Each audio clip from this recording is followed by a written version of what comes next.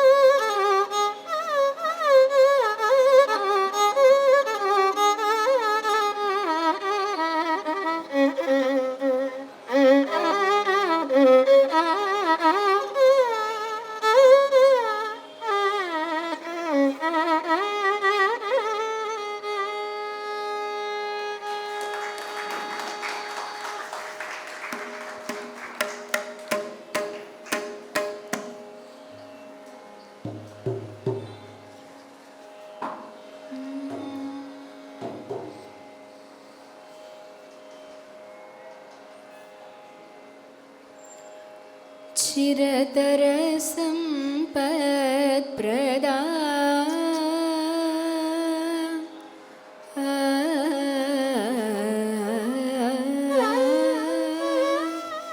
चिरतर सम्पत्प्रदा क्षीराम्बुदि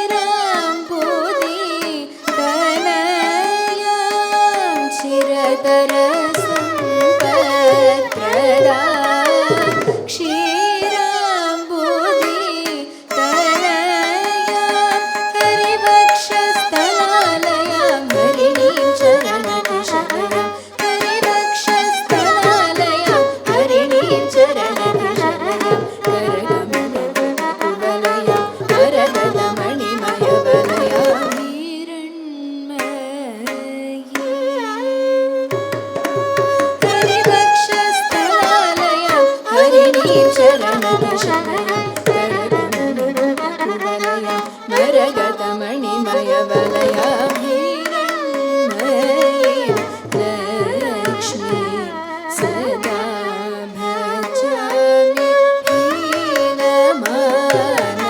हीनमानवाशयं भजामि हिरण्मयीं लक्ष्मीं सदा भजामि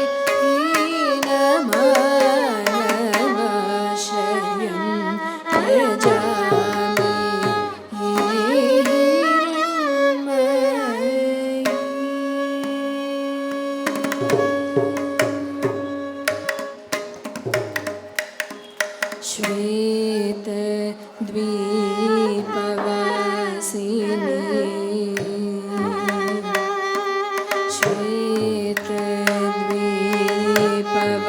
श्वेतद्वीपवासिनीं श्रीकमलाम्बिकापरां